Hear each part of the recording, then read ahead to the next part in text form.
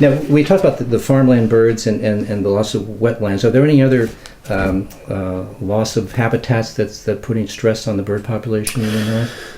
So I think our marine environment is one that's been kind of ignored in the past. And I think that's largely because when you look out to sea, all you see is water. You don't actually see this fantastic wildlife that's below the oceans. But we know about half of our biodiversity is actually at sea. And when you get underwater cameras down there, you just get these fantastic views of all the different fish, basking sharks, dolphins, whales, whatever it may be. It's great. I always think that when people do see images of sea life, they can't believe that these things are around our coasts. They think they're looking at the Great Barrier Reef, but no, this is Northern Ireland.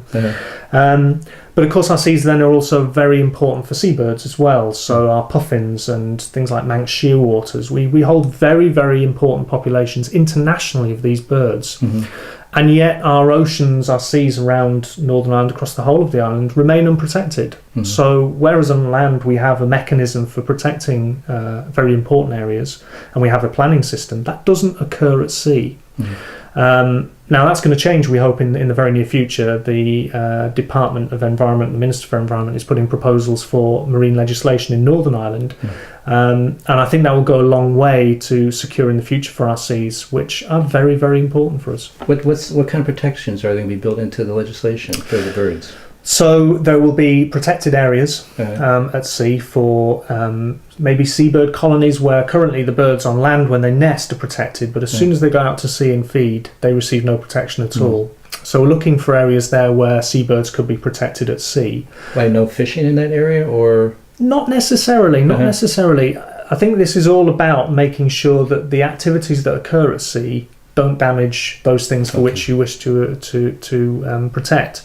So there are no sand eel fisheries around Northern Ireland, and therefore for many of our seabirds they rely very heavily on sand eels. So fisheries may not be a big impact for them, but large amounts of disturbance at sea, dredging of some areas, sandy areas where these sand eels are hatching, though those could be damaging activities. So we just need a way of managing the seas. So as the same on land, it's all about sustainability and making sure that all those fantastic things that we have in the sea are protected for the future. Are there comparable legislative efforts within the UK wide as opposed to Northern Ireland? So we're a bit behind here. So England and Wales introduced a Marine Act last year. Scotland has followed, and really we are a few years behind, but the proposals are coming forward now. And the benefit of having those other pieces of legislation is we've got the opportunity to learn if there have been any mistakes and make sure that our legislation is really good. So I'm looking forward to that, and we've been lobbying for that for years. So if we secure that, it will be a big conservation win for a very, very important part of our natural heritage. Now, let me come back to some things that you were raising earlier, and that is the economic value of the eco-services provided by biodiversity. And because, in fact, there was a recent talk, maybe it's even today, in Dublin by a doctor from the U.S. Who claimed that of the new drugs approved by the U.S. Food Drug Administration from 1981 to 2006, 2/3 of them came from natural sources. And we certainly know the rainforests are a major source for medicines and drugs. So why don't you talk about what some of the economic benefits are to the biodiversity and the bird population?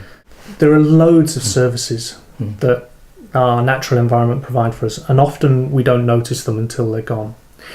I think there are some which we know about because we understand them. They're very tangible and they can be traded. So for things like food, fibre, fish, agricultural crops, fuel, whatever it may be, they're very easy. We can see, you can take them, you can sell them, they have an economic tag to them.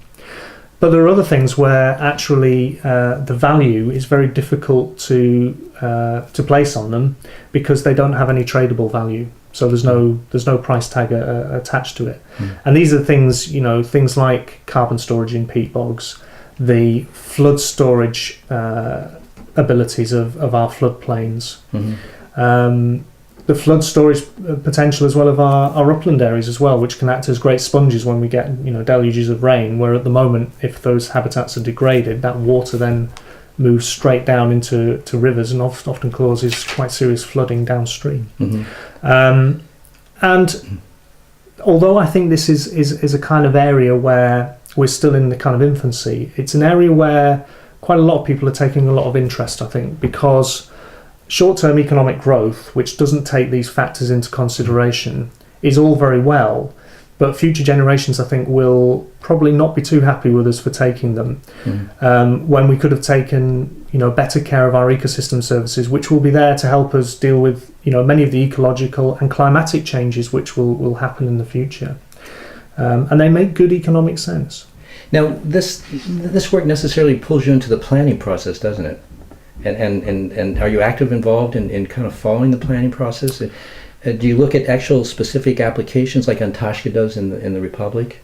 We do. We tackle planning on a number of different levels. So there's the very, the on-the-ground issues of development control, where some developments potentially then have a damaging impact on the environment, on the natural environment. And if we feel that damage is particularly harsh, we take action.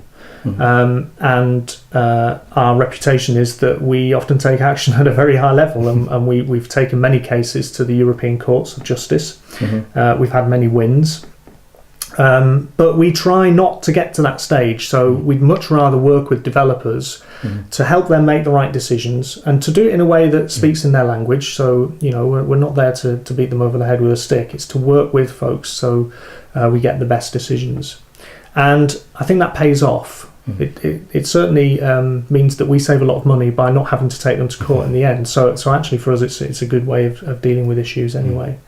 And a really good example, it's not one in Northern Ireland, but a very good example, I think, is some of the offshore wind farm developments in the Thames estuary off southeast England. We've been able to work with some of the wind farm companies there to change some of their proposals so that they can put the wind energy in, which of course is a very, very positive thing, something we'd support very, very much, but then also avoids these very, very important wintering bird areas. So you get the benefit of your renewable energy, but you're also protecting in those important bird areas. And for us, that feels like sustainable development, and that's how we like to play things. The other thing that we do is we act at the policy level. So currently in Northern Ireland, we're going through proposals to change planning policy and legislation, and we'll be fighting hard to ensure that sustainable development is absolutely embedding in the planning process here for the future. Those are two very encouraging endnotes in a way, because I think there is this myth out there about the Royal Society and the bird risk with wind farms. And it's very encouraging to see that the Society is very actively supporting wind farms. And certainly sustainable development in Northern Ireland can use all the support it can get. And we thank you very much for talking with us today. Thank you, James. Thank you.